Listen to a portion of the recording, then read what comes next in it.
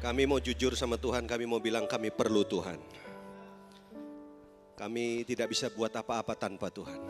Bahkan pertemuan malam ini juga, kalau Tuhan tidak restui, kami tidak berguna Tuhan.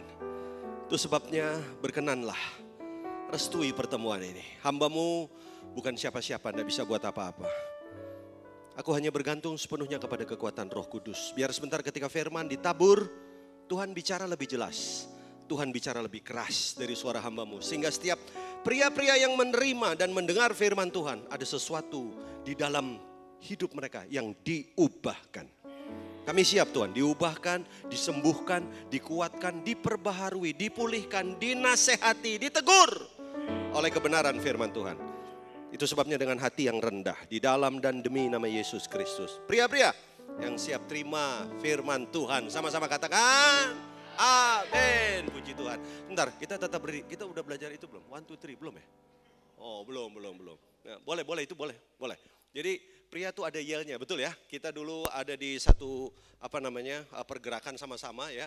Saudaraku, yelnya sederhana. Kalau saya bilang 1, 2, 3, saudara jawabnya yes gitu ya. Gampang banget. Oke, kita tes ya. 1, 2, 3. Yes. Nah, yesnya itu bukan cuma ininya yang ngomong, tapi tangannya mesti ngepel. Betul, bukan ke atas Pak, kalau ini nyegat taksi ya.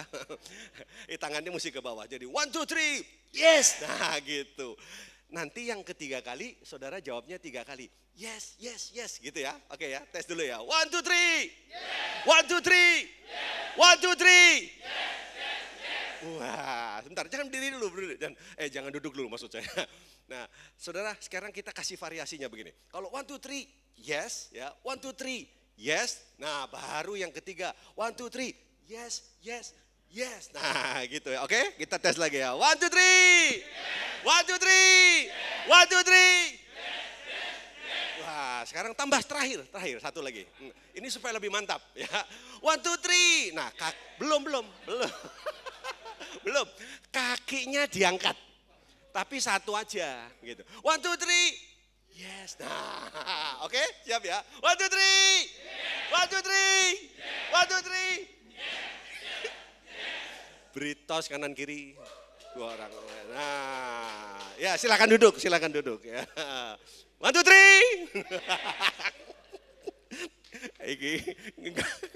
Saudara, nanti kalau saya khotbah, saudara boleh kasih semangat. Jadi kebaktian pria itu enggak boleh kayak wanita, enggak boleh. Amin. Ya. Jadi nanti kalau saya khotbah, saudara boleh tuh kalau pas kata-katanya memberikan kekuatan, saudara boleh nyaut, boleh, ya kan? 1, 2, 3, gitu boleh. Ya, yang lain jawabnya yes gitu. Oke, coba dites. Saya mau saudara kembar saya, Pak Rudi dulu. Ayo. 1, 2, 3 gitu.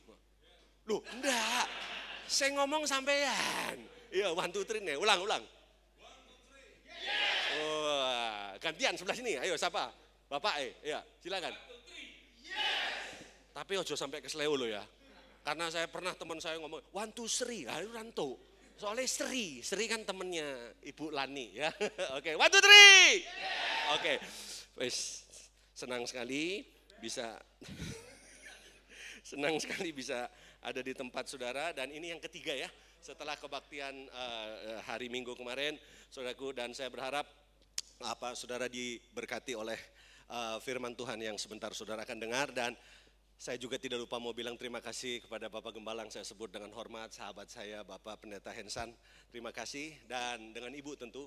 Dan nanti mohon saudaraku jangan lupa doakan saya juga, karena setelah saya khotbah ini saya mohon diri, saya akan langsung ke Jakarta, ke Gading Serpong. Jadi supaya saya selamat sampai di tempat ya. Jadi kita saling mendoakan. Oke? Amin? Ya. 1, 2, 3. Yes. Oke. Nah, saudara, sebelum saya khotbah ya, saya nggak tahu berapa sering saudara mengadakan pelayanan pria begini. Saya kepengen ngundang 2 orang. 2 orang maju ke depan, tapi belum. Saya mau kasih pertanyaan dulu. Pertanyaannya ada 2. Ya, jadi nanti 2 pria, 1 dari sini, 1 dari sini ya, maju ke depan. Pertanyaannya sederhana ya. Apa bangganya saudara jadi pria? Itu pertanyaan pertama. Saya tahu sebagian menyesal jadi pria, saya tahu. Ada yang menyesal jadi pria. Ada yang menyesal, nggak ada ya. Ada yang menyesal jadi pria? Enggak ada toh. Kalau saudara diberi kesempatan, sekali lagi dalam kehidupan yang akan datang saudara dilahirkan kembali, masih mau tetap jadi pria? Loh, ini sebagian lagi kok nggak ada suaranya. Yang sebagian begini, Pak saya mau ngalami kalau nguyuh jongkok, piye Pak rasanya? 1, 2, 3. Oke, ya silahkan maju dari sini satu, sini situ satu. Ayo siapa? Siapa? Maju dulu. Yuk. Silahkan Pak, ayo maju. Ya, yang satu Bapak, ya kasih tepuk tangan gitu. Wuh. Ya, silahkan maju sebelah sini Pak. Ya, nanti jawabnya nggak usah panjang-panjang, dikit aja ya karena Pak sini aja Pak. Loh. Oh ya. Dah. Ya Bapak sini saya tak turun ya Pak ya. Bentar. Sebentar. Lah belum Pak, belum. Ya, saya manggil satu lagi dari sini. Silahkan. Yuk, siapa? Yuk, satu lagi. Siapa? Yuk.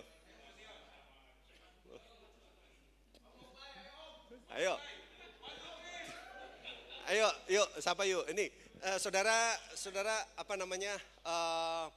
Kita berpartisipasi untuk supaya suasananya jadi terbangun ya. Oke, yuk. Satu lagi siapa?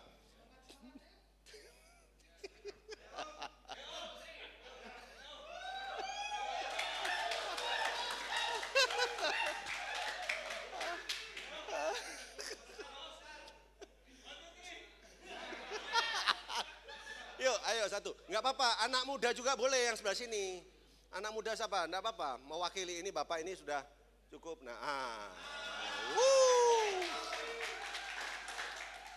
Ya, pertanyaannya sama, tapi nanti yang jawab Bapak ini dulu ya. Nanti sudah sampean ya. Nah, pertanyaannya satu.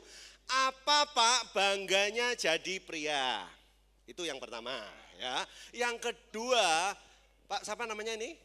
Handoko. Pak Handoko. Bangganya apa jadi pria itu satu. Yang kedua Pak, yaitu apa sih kekuatannya pria? Itu apa kekuatannya ya? 2 itu aja, sekarang satu dulu. Apa bangganya jadi pria? Nanti siap-siap ya Pak, pertanyaannya sama. Ya silahkan Pak jawab. Bangganya sebagai pria, satu adalah sesuai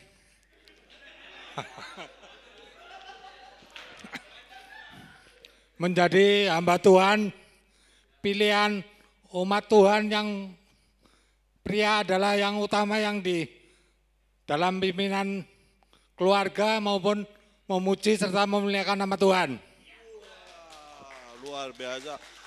100. Tapi kurang satu tadi. Yang kedua adalah apa kekuatan pria itu? Kekuatan pria adalah siap melindungi wanita yang menjadi calon pasangan hidupnya. Amin. 1, 2, 3. Wah luar biasa. Sebentar ya, nunggu temennya jawab ya. Pak, pertanyaannya sama. Satu, apa bangganya jadi pria? Ya, yang kedua, apa kekuatan pria? Silakan Pak. Bangganya, kalau secara Alkitabiah kita diberi otoritas lebih. Kita diberi otoritas langsung oleh Tuhan untuk memimpin keluarga. Kekuatannya, kalau pria itu biasanya lebih rasional. Iya, itu aja lah. Ya. Oke, terima kasih Pak, terima kasih. Ya, silakan. Sekali lagi tepuk tangan buat 2 Bapak ini, haleluya. Oke. Wih, saudara tahu enggak, saya itu bicara di pelayanan pria ya, itu hampir berarti 18 tahun ya. Dan saudara tahu enggak, dari pertanyaan yang saya ajukan ya, baru tempat ini yang jawabnya itu luar biasa. Ya, jadi kalau saya tanya di tempat lain itu ya, Pak bangganya jadi pria itu apa Pak? Wah mereka itu enggak ada yang jawab kayak Bapak itu enggak ada. Oh, bangganya adalah saya bisa menekan wanita, loh gitu. Gitu. Bangganya apa? Ya kan? Karena ini saudara kalau pria itu enggak boleh nyimpen rahasia itu enggak bagus. Ya, tapi ini juga bukan saru loh ya, bukan ya. Jadi bangganya pria itu apa? Bangganya itu. Karena ada, nah ini kurang pas sebab di belakang ada wanita saudara. Jadi lain kali dua wanita sana kita suruh keluar ya. Nah yang kedua saudaraku, apa kekuatan pria? Nah tadi Bapak sebenarnya mau ngejawab ya dari sisi Alkitab tapi juga dari sisi secara secara manusia, maksudnya yang umumnya gimana. Tapi gini, tadi dua hal tadi menggambarkan bahwa gini saudaraku ya. Tuhan memberikan sesuatu yang istimewa kepada pria. Sebetulnya itu. Ya, saudara tahu nggak apa kata Alkitab? Keistimewaan pria. Oh banyak saudaraku. Yang pertama, satu, kemarin Bapak Gembala sudah bilang bahwa pria itu kepala. Coba katakan bersama saya apa? Kepala. Kepala dari keluarga itu bukan istrimu, bukan wanita. Jadi saudaraku, mungkin istrimu, saudaraku, dia lebih pintar dari saudara, ya. Tapi tetap kepalanya itu pria. Mungkin istrimu fakultas, ya kan? Tapi sementara saudara sendiri mangkultas. Cuma manggul tas toh. Tapi ingat kepalanya siapa? Pria. Ya. Bilang kanan kiri, walaupun gigimu nggak rata, kamu kepala. Bilangin saudara, bilangin, ya. Jadi kita tuh yang pertama kita tuh kepala. Yang kedua, kalau saudara lihat di Alkitab, ini penting saudaraku. Siapa lebih dulu diciptakan, perempuan sama laki-laki? Siapa lebih dulu? Laki-laki dulu. Artinya apa? Artinya ini yang disebut dengan hukum keprioritasan. Jadi Tuhan itu punya prioritas. Dan prioritas di kepalanya Tuhan, maaf nih, bukan perempuan. Bukan wanita. Kalau umat pilihan semuanya Pak. Tapi ini keprioritasan. Ya, keprioritasan artinya yang lebih dulu Tuhan putuskan untuk lahir di muka bumi. Siapa? Adam. Bukan Hawa. Ngerti nggak saudara? Tapi, nah ini saudara mesti tahu. Karena pria itu kepala dan pria itu adalah prioritas. Artinya apa? Tanggung jawabnya jadi beda. Makanya kalau saudara belajar di Alkitab, tidak ada dosa datang dari perempuan. Nah, coba tunjukkan sama saya. Coba saya tanya, coba manusia siapa? Gini, kapan dosa itu masuk? Kapan? Dosa masuk itu kapan?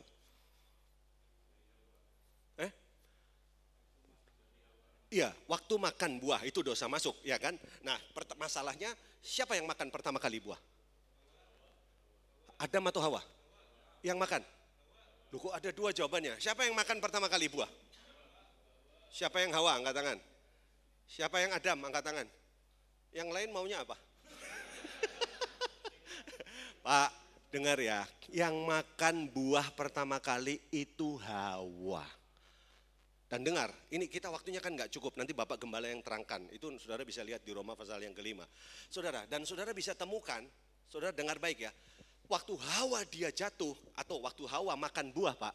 Dengar, dunia tidak terjadi apa-apa. Bumi tidak berubah apa-apa. Tidak ada yang terjadi, maksudnya tidak ada yang berubah. Waktu Hawa makan buah, apa yang terjadi? Ya cuma Hawa tok, tidak terjadi apa-apa. Dosa tidak masuk. Kapan dosa masuk saudaraku? Tadi saya bilang, kapan dosa masuk ke dalam dunia? Waktu Adam makan buah. Tapi kan Adam bukan yang pertama. Yang pertama siapa? Hawa. Nah persoalannya waktu Hawa makan, tidak ada manfaat, tidak ada yang berubah. Bukankah makan buah itu berdosa? Tapi rupanya dosa belum diperhitungkan. Jadi saudara ngerti di sini, dosa tidak turun dari perempuan. Karena apa? Perempuan bukan prioritas. Perempuan bukan kepala. Makanya kalau ada urusan problem masalah di muka bumi ini, yang Tuhan cari siapa? Adam. Makanya Tuhan cari apa? Hei Adam, di manakah engkau? Bukan Hawa. Makanya stop saudara berpikir kalau terjadi masalah di dalam keluarga, ini yang jadi masalah. Bojoku yang jadi masalah. Nah, ini saya belum khotbah loh, belum ini. Belum aja saudara sudah bingung kayak begini. Artinya apa? Hari ini saudara mesti nangkep. Jadi pria itu betul satu sisi ya kebanggaan tersendiri. Amin. Saudara bangga nggak jadi pria? Bangga? Ada yang menyesal? Nggak ada kan? Artinya saudara diciptakan ulang, seandainya diulangi gitu, masih mau jadi pria? Amin. 1, 2, 3. Kenapa saudaraku? Karena kita tadi punya keprioritasan itu. Nah sekarang waktu saya kan pendek, nggak panjang ya kan, kecuali nanti kita ketemu lagi, kita bahas lebih dalam lagi, ya kan, nanti gembala saudara bisa bikin event kayak begini lagi, desak gembala saudara, Pak tolong Pak bikin lagi gitu sudah. Iya. Nah, yang gembala sini Pak, kok yang siap kamu? Nggak apa-apa, ini wakil ya, wakil.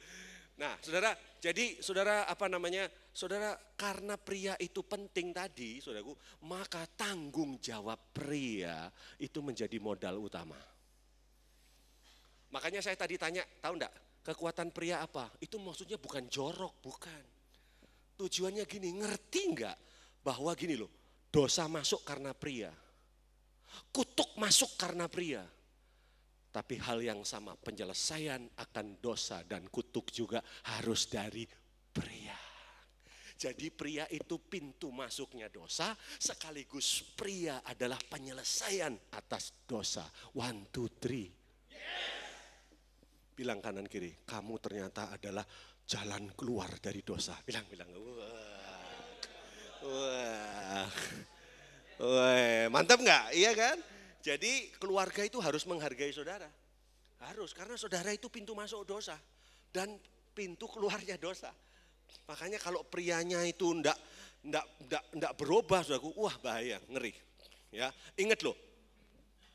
Pintu masuk dosa bukan wanita, ya. Tadi kita udah jelas ya. Nanti ayatnya Bapak Gembala. Nah, hari ini saya mau menyampaikan saudaraku, apa sih kekuatan pria yang Tuhan mau kita berfungsi?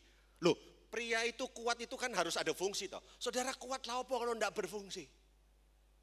Saudara kan kuat nih, tapi sing juga ngombe istri, sing ngangkat kasur istri, sing semuanya istri. Lah Anda itu kuat tapi enggak berfungsi buat apa? Nah, kekuatanmu harus ada fungsinya toh. Bener enggak? Lah ini juga nyalain kipas angin aja loh, istri. Nyalain TV, istri. Ngambil makan, istri. Ngambil minum, istri. Nah, kamu itu stroke apa bagaimana? Harusnya kan punya kekuatan itu harus ada fungsinya. Katakan bersama saya, fungsi. Bilang kanan kiri, harus berfungsi kamu. Wah, harus fungsi. Ya. Yes. Nah, tolong kalau ngomong one two three yang agak keras. Ya, oke. Nah, sekarang saya akan ajak saudara, yuk kita lihat fungsi dari pria yang diidam-idamkan oleh Tuhan. Oh, bukan cuma istri, tapi Tuhan. Bukan cuma anak-anak, tapi Tuhan juga mau supaya pria ngerti. Ini kekuatan loh sebetulnya, ya. Coba kita lihat dulu. Yeremia pasal 9, silahkan. Yeremia pasal 9, aduh ini kok saya baru masuk khotbah ini ya. Coba Yeremia pasal 9 ayatnya yang ke-23. Ayat 23. Yuk, Yeremia 9 ayat 23, udah dapat? Ya, sama-sama ya, kita baca ya. 2, 3. Beginilah firman Tuhan. Sudah ada di depan saudara itu. Yuk, sama-sama. 2, 3. Janganlah orang bijaksana bermegah karena... Terus, janganlah orang kuat bermegah karena kekuatannya. Janganlah orang kaya bermegah karena... Iya, saudara, ada 3 keadaan atau ada 3 kondisi yang ditegur oleh Tuhan. Apa itu? Keadaan yang pertama. Siapa yang ditegur? Orang yang bijaksana. Terus yang kedua apa? Orang yang kuat. Yang kuat ditegur, yang bijaksana ditegur. Padahal semua kita kepengen kuat toh. Padahal semua kita kepengen bijaksana toh. Ya kan? Tapi yang ketiga apa? Orang yang apa? Janganlah orang kaya bermegah karena kekayaannya. Jadi ada 3 kondisi yang ditegur oleh firman Tuhan. Ya, yaitu yang pertama apa? Orang bijak, yang kedua apa? Orang kuat, yang ketiga apa? Orang kaya. Nanti kita belajar apa salahnya jadi bijaksana. Bukankah jadi bijaksana itu baik? Amin. Bukankah jadi orang kuat juga baik? Betul. Bukankah jadi orang kaya juga baik? Betul. Tapi kenapa 3 kondisi ini ditegur, dinasehati oleh firman Tuhan? Kenapa? Apa ini yang kita perlu belajar di sini? Saudara, ada pepatah Kejawen. Dia ngomong begini, Saya sampai tulis di sini. Ini pernah dipakai sama Presiden Jokowi. Presiden Jokowi dalam satu kata-kata sambutannya dia pernah ngomong begini. Lamun siro sekti ojo mateni. Lamun siro banter ojo ndisiki. Lamun siro pinter ojo keminter. Saudara. Kenapa saya mengangkat kalimat-kalimat ini? Nggak usah diterjemahkan, udah tahu toh. Yang pertama, lihat. Lamun siro sakti ojo mateni. Artinya apa? Kalau kamu itu sakti jangan bunuh. Saya mau tanya. Kalimat ini bijak nggak? Bijak. Sepertinya kayak sesuatu yang hebat gitu ya. Tapi kalau saudara perhatikan kalimat-kalimatnya, itu ternyata ngambil dari sini. Ngerti ya? Karena ini lebih dulu. Ada dari segala yang ada. Lu bener nggak? Nggak bilang amin saudaraku. Ini duluan, firman ada lebih dulu. Ngerti nggak saudaraku? Jadi sebetulnya yang udah ada itu cuma niru-niru aja. Aslinya dari sini. Ya kan? Pepatah itu kan ngomong apa tadi kan? Lamun siro sakti ojo mateni. Kalau kamu sakti jangan membunuh. Gampang enggak itu? Enggak gampang. Wong kita ini belum sakti aja udah mateni. Betul enggak? Iya, kita ini enggak sakti. Iya kan? Tapi sudah, wah, apalagi sakti. Bahaya itu. Yang kedua, dikatakan lamun siro banter ojo ndisiki. Kalau kamu itu cepat jangan apa? Jangan mendahului. Gampang apa susah? Loh, susah toh Pak. Iya toh, iya kan? Kalau kamu cepat jangan dahului. Wong kita itu enggak cepat aja kepengennya dahului ya. Apalagi cepat. Jadi sebenarnya pepatah ini lagi ngomong apa sih? Ngomong 3 hal ini loh. Yang terakhir apa? Lamun siro pinter ojo keminter. Kalau pinter jangan sok pinter. Firman Tuhan bilang apa? Orang yang bijaksana, jangan bermegah karena kebijaksanaannya. Orang yang kuat jangan bermegah karena kekuatannya.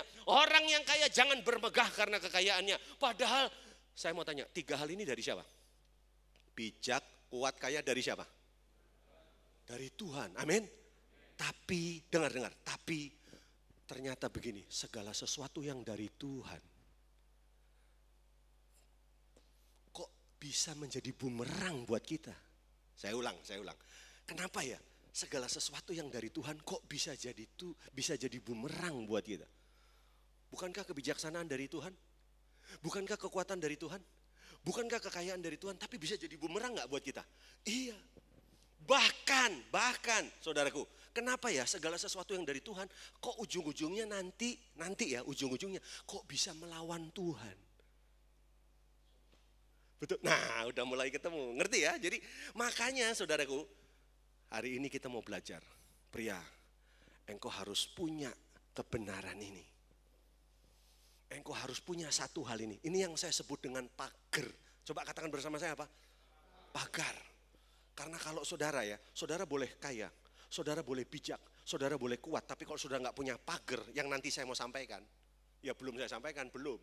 Ya kan? Hidupmu bisa hancur. Itu sebabnya saudaraku, ya hari ini ya, nggak salah jadi kaya, nggak salah jadi kuat, nggak salah jadi bijaksana saudaraku. Tapi saudara mesti punya yang namanya pagar tadi. Amin. Punya. Nah sekarang saya cepat aja. Siapa satu tokoh di Alkitab yang punya 3-tiganya? Bijak, kuat, kaya. Ayo siapa? Ragu A. Ayo. Tokoh Alkitab yang punya 3-tiganya. Tokoh. Kalau Yesus kan di luar. Siapa? Salomo. Ya, menurut sini Ragu B. Siapa? Daud. Oke, kita karena waktunya nggak cukup, saya pilih Salomo saja. Ya, Salomo punya 3-tiganya nggak? Iya. Apakah Salomo bijaksana? Oh iya, bijaksana dia. Sampai Ratu Sheba itu datang sama dia. Mungkin loh, Ratu Pantai Selatan juga datang sama dia. Saudaraku. Iya, karena memang orang ini pinternya minta ampun, saudaraku. Ya, apakah dia bijak? Sudah jangan tanya ya. Yang kedua, apakah dia apa? Apakah jangan kuat dulu? Apakah dia kaya? Firman Tuhan bilang apa? Kekayaannya sebelum dan sesudah tidak ada orang seperti dia. Berarti udah, kalau Alkitab bilang gitu nggak usah, oh itu Elon Musk, udah nggak ada. Pokoknya Salomo lebih kaya gitu. Nangkap sini saudaraku. Yang ketiga, apa? Kuat. Oh, apa Salomo kuat? Oh, taunya dari mana dia kuat?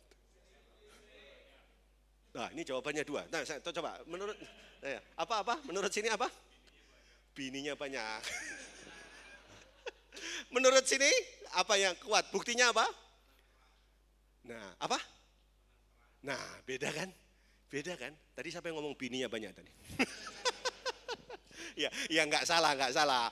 Memang pria itu pikirannya macam-macam ya. Ada yang kuat karena menang perang, artinya dia berarti kuat, ya toh. Yang sini lain. Kuat kenapa? Karena 1000, ya kan. Istri Salomo berapa? 700. Gundiknya berapa? 300. Total piro? Cejing. Kira-kira kuat nggak? Oh kuat itu. Itu kalau satu malam satu, itu berarti nanti kembali ke satunya lagi berapa tahun? 3 tahun. Nah itu, ngono aja lo mikir lo saudara. Aduh minta ampun ya. Oke, nah tapi saudara lihat apa akhir hidup Salomo? Dengar, kebijaksanaan Salomo membuat rakyat menderita. Rehabiam yang meneruskan kekuasaan daripada Salomo dibebani dengan pajak yang begitu tinggi. Ngerti? Saya lagi kasih bukti sama saudara bahwa kebijaksanaan itu tidak kekal. Yang kedua, kekuatan Salomo. Orang kuat apa dia? Menang perang, betul? Dan tadi itu, bojone akeh itu, lihat, bukankah bojonya yang banyak itu hampir membuat Salomo masuk neraka? Karena akhirnya apa? Menyembah berhala. Kekuatan apa itu? Apalagi? Satu lagi tadi. Kaya. Apa kaya? Membuat semua harga-harga naik. Dan kepemimpinan berikutnya saudaraku menjadi susah. Bahkan kerajaan Israel terpecah. Zamannya siapa? Salomo. Mana bijaksana? Mana kekuatan? Mana yang namanya kekayaan? Jadi ternyata betul saudaraku. Ya, hari ini saudara kepengen ngejar ini kan. Padahal Salomo sudah sampai di sana dan apa? Hampir saja ketiga hal ini menghancurkan hidup Salomo. Nah pertanyaannya, kenapa hidup Salomo hampir hancur? Nah mari kita belajar. Nah itu yang saya mau khotbah. Ayo kita lihat. Yuk sama-sama kita temukan. Saya akan ajak saudara kita lihat satu ayat yuk. Amsal 3, tolong ayat 5 sampai yang ke-7. Amsal ya, saudara sambil berdoa ya, minta Roh Kudus ya. Kita mau tarik pelajaran dari cerita Salomo ini. Ya. Udah Amsal 3 ayat 5. Yuk sama-sama ya. 2, 3. Percayalah kepada Tuhan dengan segenap hatimu dan janganlah bersandar kepada. Stop dulu nanti sampai ayat 7. Saya mau tanya sama saudara. Dari tulisannya Salomo ini ya. Ini kira-kira ditulis kapan? Waktu Salomo masih muda atau Salomo udah tua?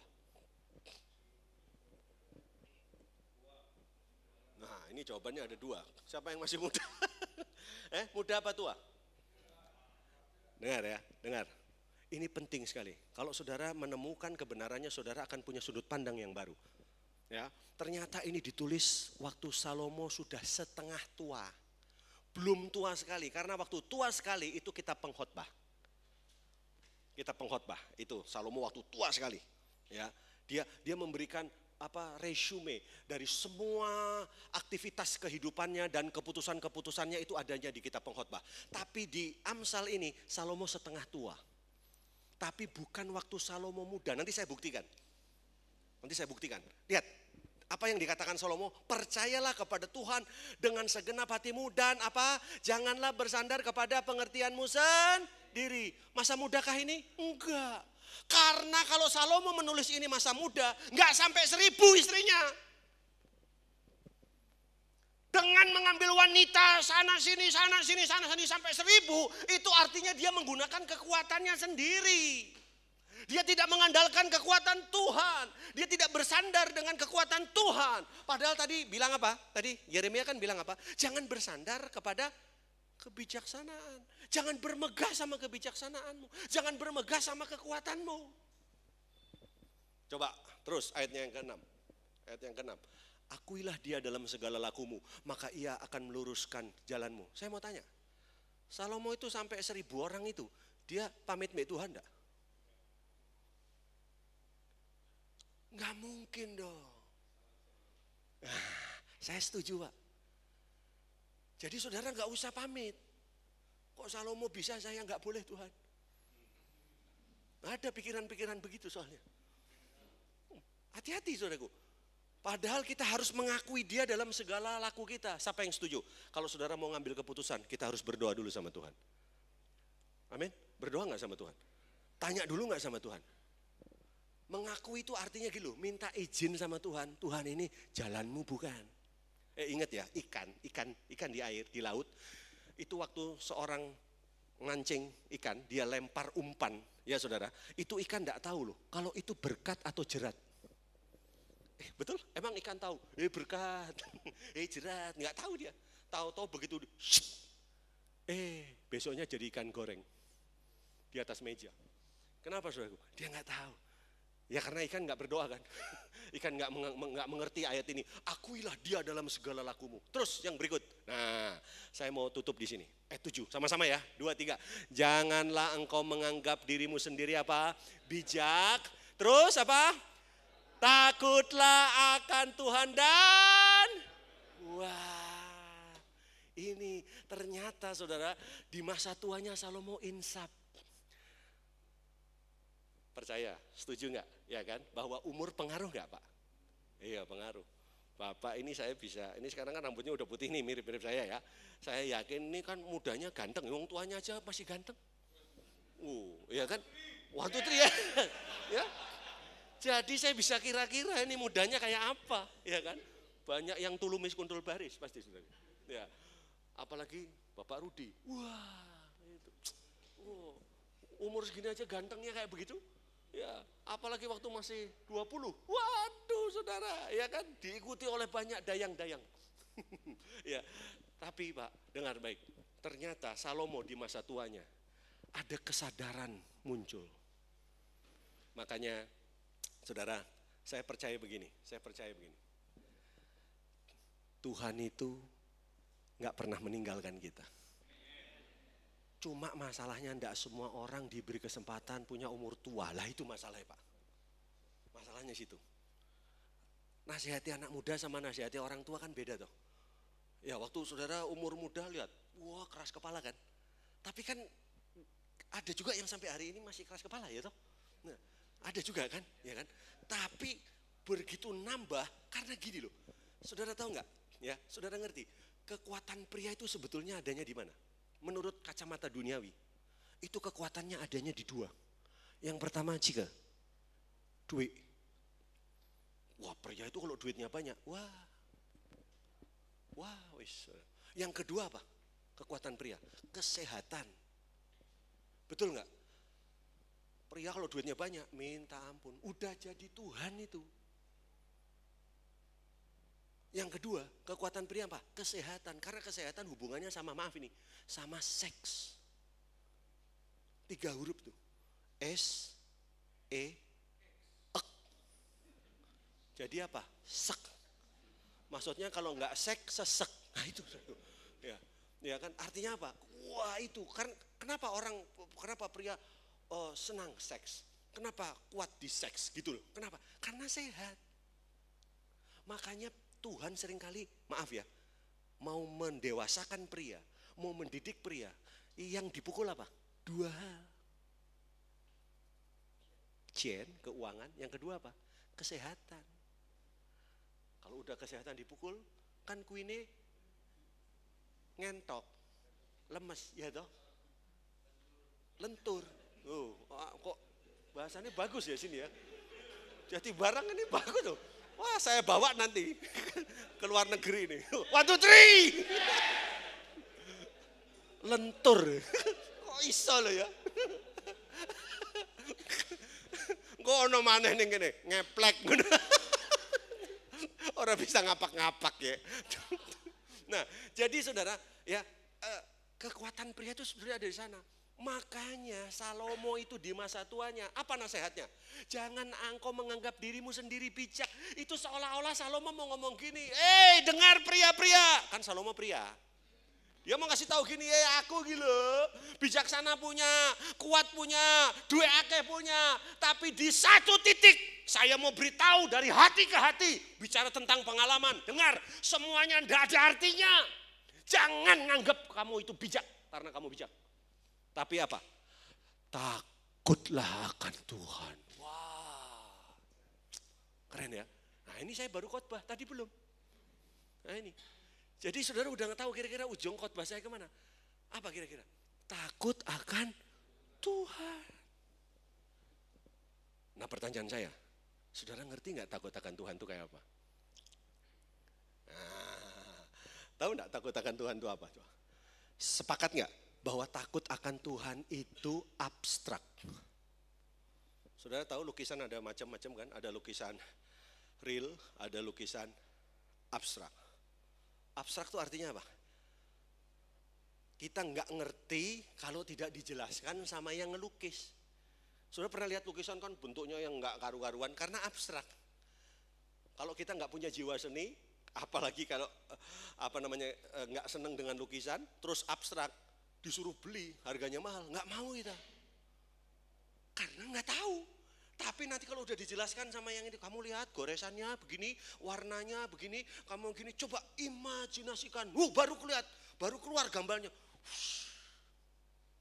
Sama, takut akan Tuhan itu abstrak. Setuju gak? Karena kalau saudara bilang, real, coba beritahu saya apa?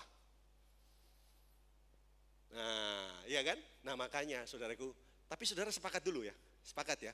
Bahwa kita mau belajar ini dari Salomo. Bahwa ternyata saudaraku, kekuatan yang merupakan tanggung jawab seorang pria itu terletak di mana?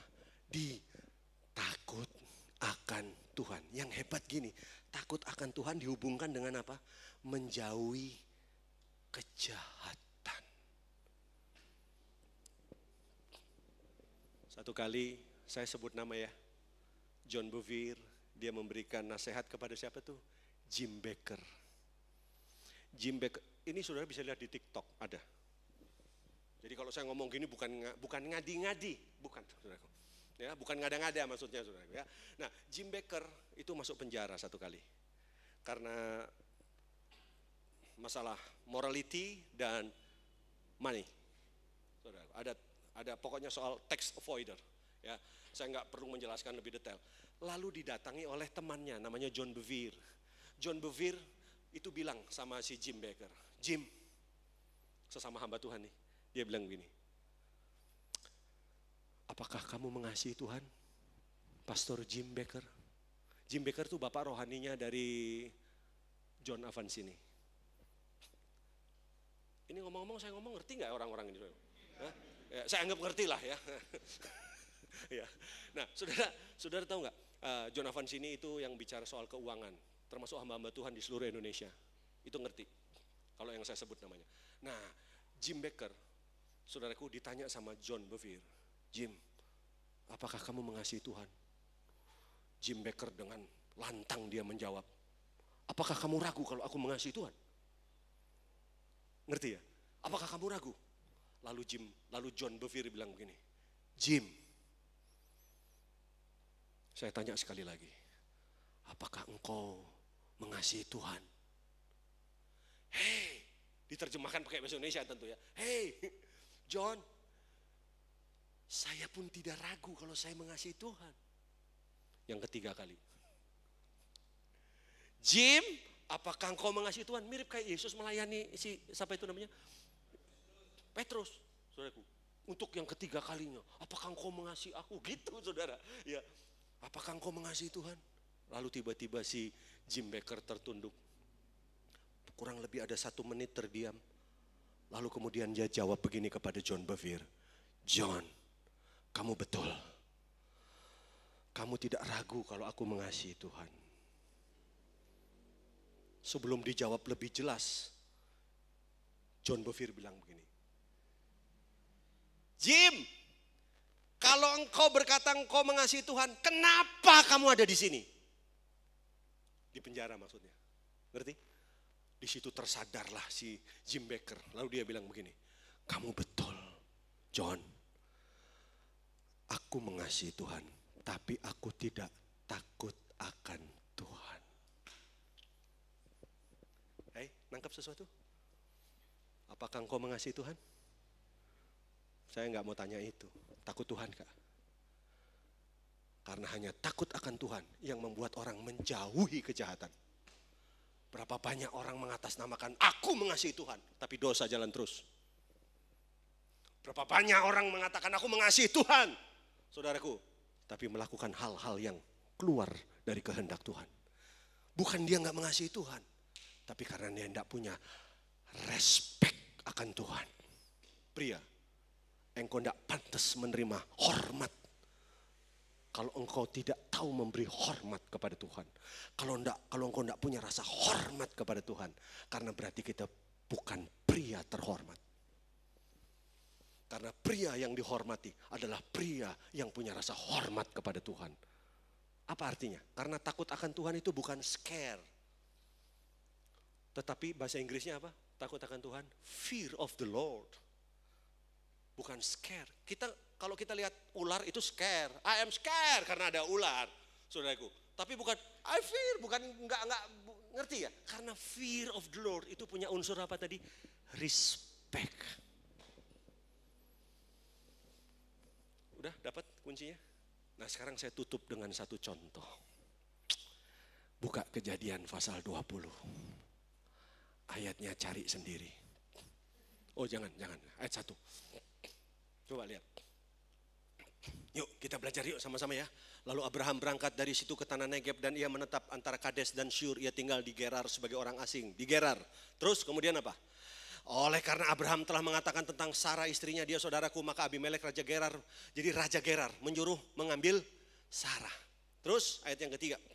Tetapi pada waktu malam Allah datang kepada Abimelek dalam suatu mimpi serta berfirman kepadanya, engkau harus mati oleh karena perempuan yang telah kau ambil itu, sebab ia sudah bersuami. Terus adapun Abimelek belum menghampiri Sarah, berkatalah ia, Tuhan, apakah engkau membunuh bangsa yang tak bersalah? Terus bukankah orang itu sendiri yang mengatakan kepadaku, dia saudaraku, dan perempuan itu sendiri telah mengatakan, ya saudaraku, jadi hal itu kulakukan dengan hati yang tulus dan dengan tangan yang suci. Ayat yang ke-6, perhatikan.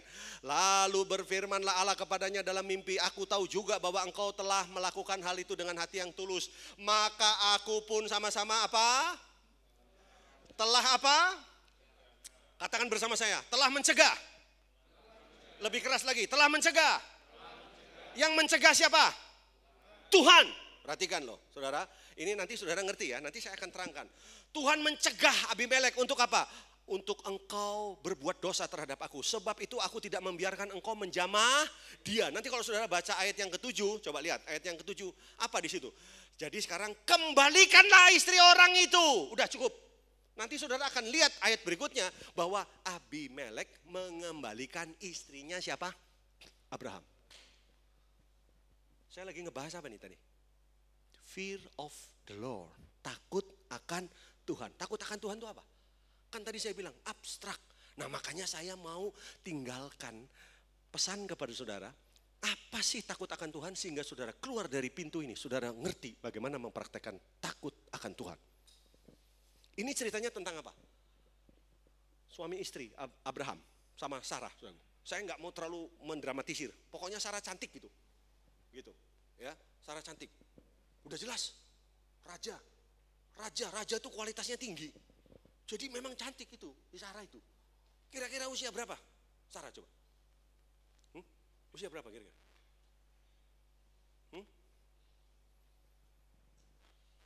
Yakin? Nggak ada yang tahu? Saya setuju, karena nggak usah ngurusi istri orang. Itu istri orang, nggak usah diurusi. Ngapain kamu tahu umurnya dia ya? Jadi yang jelas saudara, udah mulai insaf mereka ini ya. Jadi yang jelas saudaraku, raja ini senang dan kemudian apa? Mengambil, nggak ada yang salah karena pengakuan yang dibuat apa tadi? Saudaranya. Dengar ya suami istri, yang punya istri ya, saya ngomongin sama istri. Nggak usah bikin manuver atau variasi sana sini yang membuat yang namanya saudaraku hukum pernikahan itu jadi rendah. Nggak usah. Ya, Tuhan nggak bisa kompromi dengan semua variasi cara berpikir saudara. Istri ya istri. Suami ya suami, ngerti ya? Jangan dibilang ini saudara, nggak bisa. Ya, karena ini hukum yang Tuhan pakai untuk menggambarkan dirinya dengan gereja Tuhan. Jadi Tuhan serius, nggak pernah main-main. Jangan pernah main-main sama yang namanya lembaga pernikahan. Jangan pernah main-main. Nah itu sebabnya saudaraku, lihat. Waktu si Abimelek dia ambil itu, saudaraku, ya kan nggak salah sebenarnya. Tapi Tuhan turun tangan.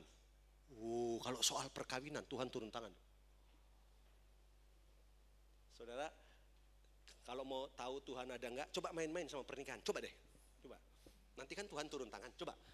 Kan ada yang nggak percaya kan, Tuhan ada. Nah coba main-main sama pernikahan ya, main-main nanti kamu lihat, ada nggak Tuhan di sana? Tuhan turun tangan. Dia bilang apa sama Abimelek? Jadi kembalikan. Itu bukan, itu nggak boleh. Itu sudah bersuami. Saudara nangkap di sini. Dan Abimelek bisa mengembalikan. Gampang nggak itu? Halo, sesuatu yang mudahkah itu mengembalikan itu? Nggak gampang, dengar ya. Tahu nggak problem kekristenan, khususnya pria-pria. Problem terbesar di pria itu apa? Perasaan. Tadi kan ngomong pria itu apa? Tadi siapa yang ngomong? Oh bapak ya. Yang logikanya lebih baik daripada wanita. Pak, kenyataannya Pak, pria kalau sudah kesetanan, dia punya perasaannya, bisa lebih bahaya dari wanita. Saudara jangan main-main loh, hati-hati. Problem kekristenan itu terletaknya di mana? Di feeling, di perasaan. Tetapi luar biasa, saudaraku. Kalau saudara bisa menang sama perasaan saudara, saudara menang sama seluruh iblis yang ada di neraka. Ya itu kata kiasan, saudara jangan nanya lagi, emang neraka udah ada? Panjang jadi kita ceritanya saudara. Panjang jadi ceritanya, itu kan kiasan saudaraku ya. Jadi iblis pasti masuk neraka, nggak ada iblis di sorga, nggak ada saudaraku ya. Tapi yang jelas begini loh, kita tuh seringkali dihancurkan oleh perasaannya, perasaan kita sendiri. Apalagi urusan cinta, nggak mudah loh. Mungkin saudara menatap saya dan bertanya, loh Pak Pendeta hubungannya sama takut akan Tuhan yang mana? Saya ngerti mau nyocok-nyocokan toh. Mana apakah ini peristiwa menceritakan tentang takut akan Tuhan? Mari kita lihat, loncat aja langsung ayat 11. Saya tahu ini kan penasaran, kayak kurang sopan gitu. Coba lihat nih, ayat 11. Ayo sama-sama, 2, 3. Lalu Abraham berkata apa? Aku berpikir takut akan Allah tidak ada di tempat ini. Tentulah aku akan dibunuh karena... Ternyata berarti sikap daripada Abimelek itu apa? Takut akan Tuhan. Dengan cara bagaimana? Waktu Tuhan bilang begini, aku mencegah engkau. Dan kemudian apa? Abimelek dengar, nih, dia sanggup memberhentikan langkah, menyetop hasrat, dan membendung perasaannya. Saya ulang, jadi takut akan Tuhan itu apa? Mampu memberhentikan langkah, mencegah hasrat, dan membendung apa? Keinginan. Saya ulang, 1, 2, 3. Takut akan Tuhan itu apa? Mampu memberhentikan langkah, stop, berhenti. Itu takut akan Tuhan. Kemudian apa? Stop hasrat. Dan kemudian apa? Membendung keinginan. Itu takut akan Tuhan. Nah punya enggak itu? Punya enggak? Karena ini masalahnya dengan apa tadi? Perasaan. Bentar.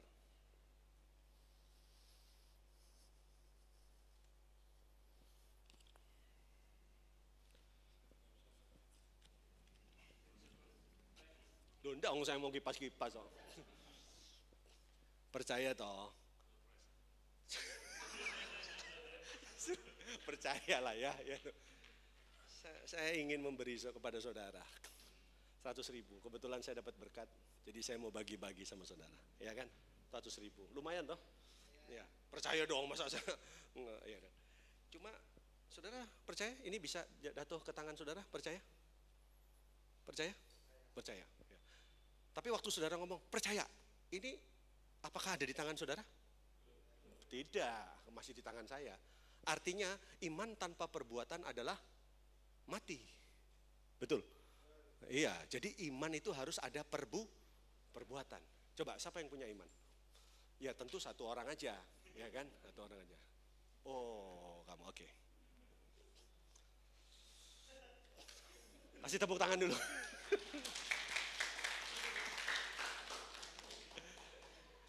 Iya, iya. 100.000, belum. Belum.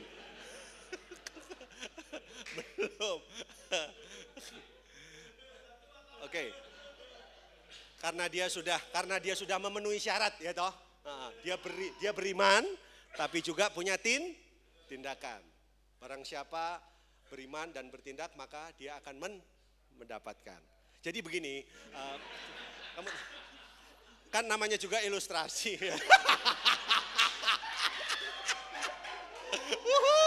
Oke. Harus konsisten ya, harus ya. Oke, terima. Nah, sebentar. Ya. Saya aman. Ya, ngerti. Ini orang kalau punya problem gambar diri begini ya. Coba Noel, gimana perasaanmu terima 100.000? Senang. Nggak usah ngomong udah kelihatan ya. Nah Noel, sekarang gini, dengar ya, menurut kamu, ya siapa di antara semua di sini yang lebih pantas menerima 100.000 dibanding kamu? Tolong ya. Siapa yang lebih pantas?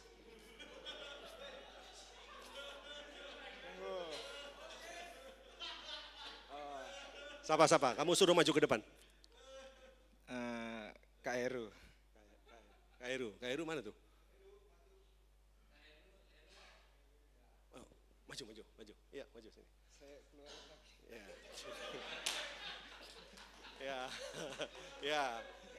Ya sudah, silakan kasihkan. Ya. Bentar. Pak Heru, gimana perasaanmu terima 100.000?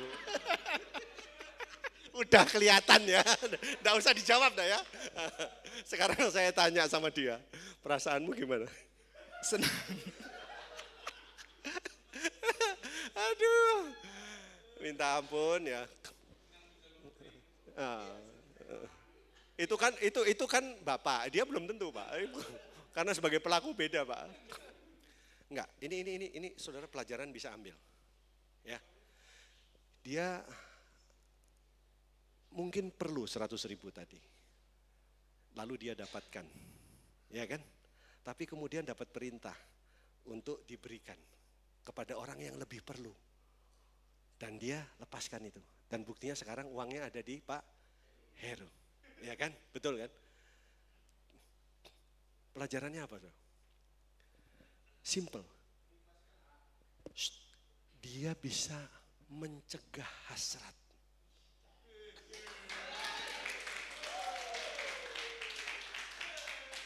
Dia mampu menahan langkah. Karena mungkin 100.000 itu dia mau ke Delilah.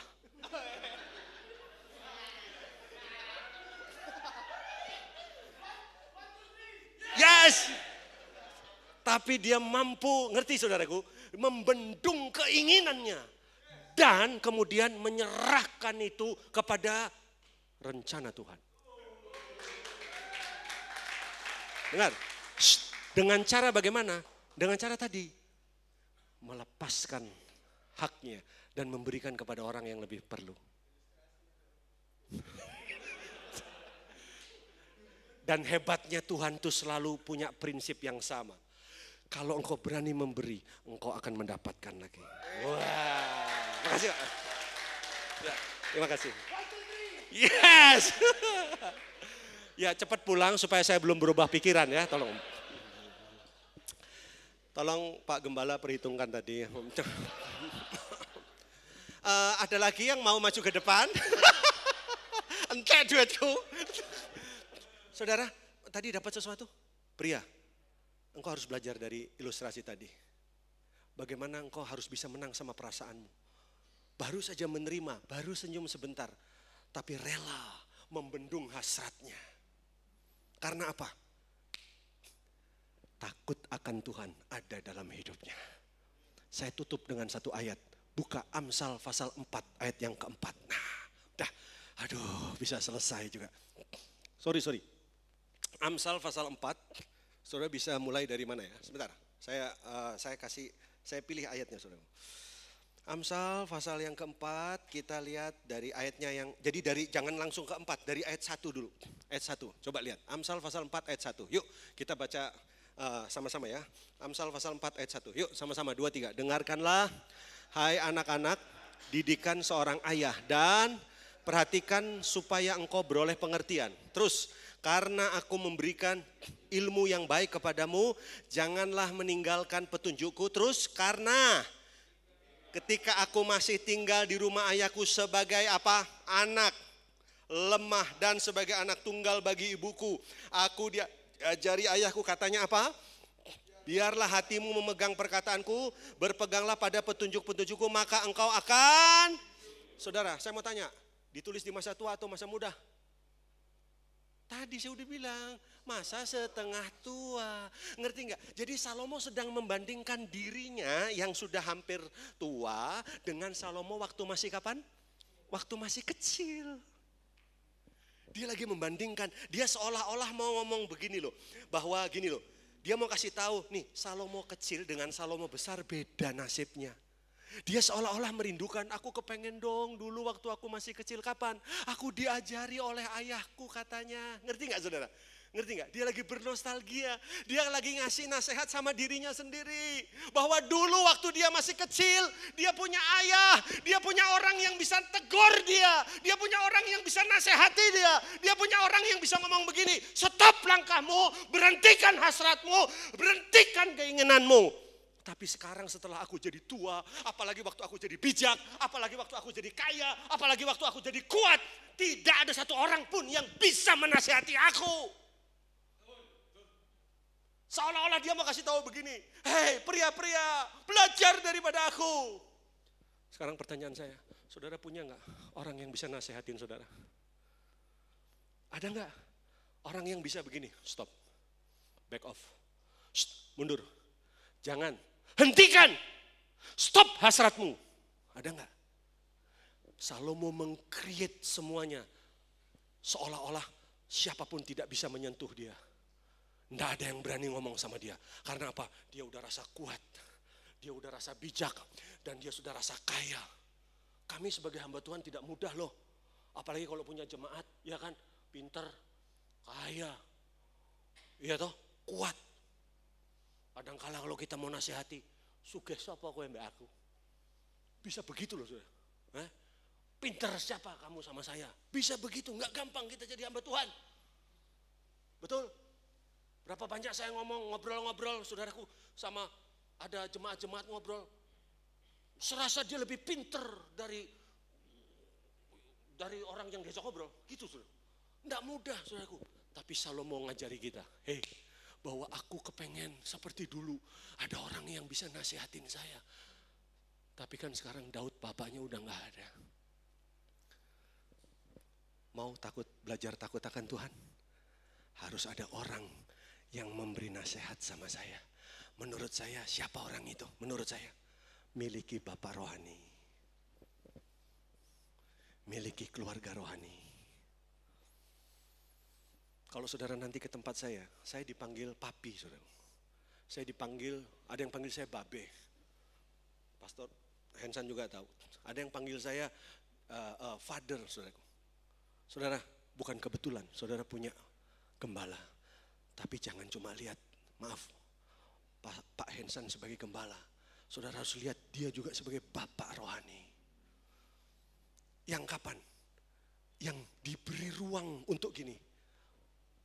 Pak, silakan tegur saya, nasihati saya, kasih tahu langkah saya. Macam tadi saya ngomong sama si Noel, terima ini. Dia senang, terima kasih katanya. Buat kedelilah. Tapi langsung saya bilang, menurut kamu siapa yang lebih cocok terima? Oke, dia panggil Pak Heru. Terus kemudian apa? Dia lepaskan itu. Nangkap? Berarti apa? Dia nurut, dia mau dibimbing, dia mau ditegur. Tuhan itu gak kelihatan. Siapa yang mau nasihati saudara? Mau gak hari ini bilang sama Bapak Rohani, Pak Hensan, engkau bukan cuma gembala buat kami. tapi Engkau juga Bapa rohani buat kami. Di sini kebetulan ada Ibu Gembala juga. Bilang bukan cuma sebagai Ibu Gembala, jadi Ibu rohani buat kami. Untuk apa? Nasihati saya. Bilang kalau langkah saya salah. Bilang kalau hasrat saya keliru. Bilang kalau keinginan saya berdosa. Lalu Daud dia pernah berkata, stop kepada Salomo. Dapat sesuatu di sini? Amin. Saya selesai. Jadi takut akan Tuhan itu apa? Sanggup memberhentikan langkah, menyetop keinginan dan membendung hasrat. Tuhan Yesus memberkati. Karena saya juga disuruh Roh Kudus, stop khotbah. Jadi saya stop. Ya. Karena udah mau pulang. Bukan Roh Kudus yang ngomong, saya nggak mau dengar. Mari kita bangkit berdiri. Jangan coba-coba jadi Roh Kudus buat saya. Pemain keyboard, maju ke depan.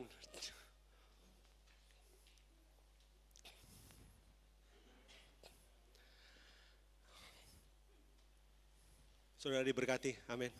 Sekarang kau tahu takut akan Tuhan, sudah enggak abstrak lagi kan? Jadi kalau dengar, saya mau kasih kalimat profetik sama saudara. Saya percaya khotbah ini bukan kebetulan. Ada beberapa di antara saudara yang kau hampir-hampir mengambil keputusan yang salah. Tapi dengan khotbah ini Tuhan mau bilang begini, hentikan langkahmu. Tapi cuannya besar, hentikan! Tapi aku kadung jatuh cinta, Bapak nggak ngerti bojoku kayak stop. Jangan cari alasan. Istriku bermasalah ini, nggak ada, masalah ada pada kamu. Jangan excuse. Ini bukan cerita tentang Salomo. Bilang kanan kiri, ini cerita tentang kamu. Bilangin. Ya, ini cerita tentang kamu. Ya, kenapa? Tuhan sayang kita semua. Yang setuju katakan amin. Ku beri yang terbaik bagimu, katakan. Ku relakan segalanya yang terbaik bagimu, segenap hatiku dan segenap jiwaku. Sekali lagi sama-sama pria-pria katakan, aku beri yang terbaik ya bagimu. Katakan dari hatimu, aku relakan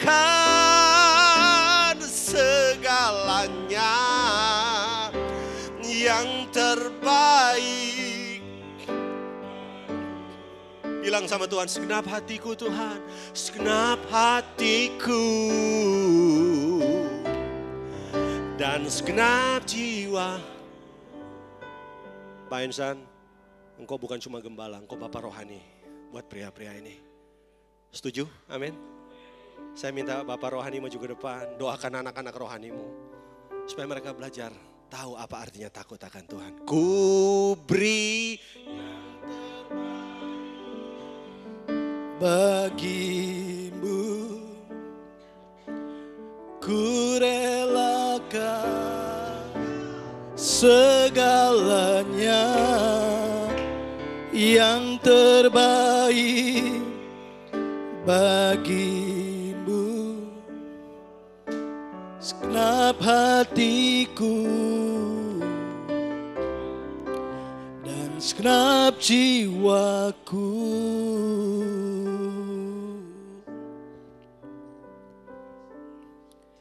Tilik setiap hati kami. Jangan biarkan kami bermegah atas hal-hal yang keliru. Karena itu akan membawa kami kepada kehancuran. Kau tahu kami mengasihi-Mu Tuhan. Tapi kami tidak mau berhenti. Kami cuma mengasihi Tuhan. Kami mau sampai pada level yang lebih tinggi lagi. Sebuah sikap hormat kepada Tuhan. Takut akan Tuhan. supaya dengan hal itu kami kemudian mendapatkan tuntunan Tuhan, supaya kami bisa menjauhi segala macam kejahatan. Ada banyak hal yang kami buat, seringkali kami putuskan tanpa kami melibatkan Tuhan. Kami merasa sebagai pria kami lebih tahu, kami merasa kami kuat. Seringkali kami sombong dengan sikap kami, dengan apa yang ada pada kami. Kalau hari ini kami dididik oleh firman-Mu, terima kasih Tuhan. Ampuni dosa kami mau bertobat. Kami mau belajar seperti Daud ketika Nabi Nathan datang dan berkata, engkau sudah berdosa kepada Tuhan. Daud berkata, aku telah berdosa kepada Tuhan. Dan dia bertobat. Hari ini kalau Tuhan bicara kepada kita, kalau kita masih bangga dengan apa yang ada pada kita, entah itu kekayaan, kekuatan, kepintaran, pengalaman, fasilitas, yang kita sendiri sadar bahwa itu semua datang dari Tuhan.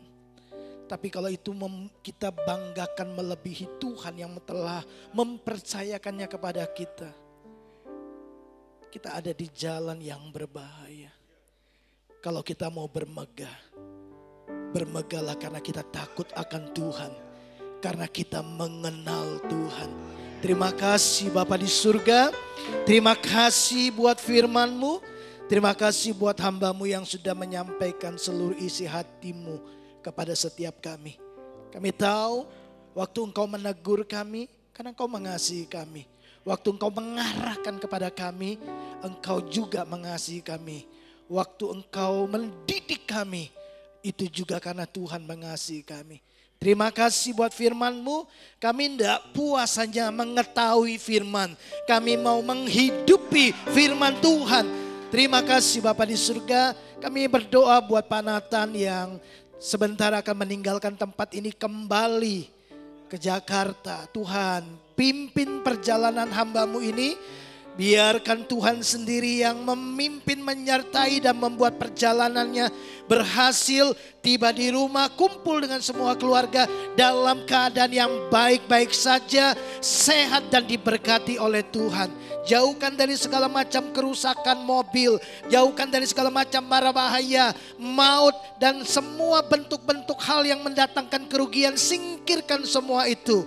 Berikan kekuatan, kesehatan untuk mengendarai kendaraan sampai ke tempat tujuan dengan baik. Berkat-Mu atas hamba-Mu limpah ya Tuhan, karena telah memberkati kami dengan firman-Mu. Kami bersyukur semua kami pria di tempat ini. Kami pastikan kami keluar dari tempat ini, kami adalah pria yang takut akan Tuhan. Terima kasih Bapa di surga. Bagi Tuhan segala kemuliaan. Terima kasih buat lawatan firman-Mu buat setiap kami. Kami diberkati oleh firman-Mu. Terpujilah Tuhan yang telah memberkati kami, mempertemukan kami di tempat ini. Bagi Tuhanlah segala hormat, pujian, dan kemuliaan, kuasa sampai selama-lamanya.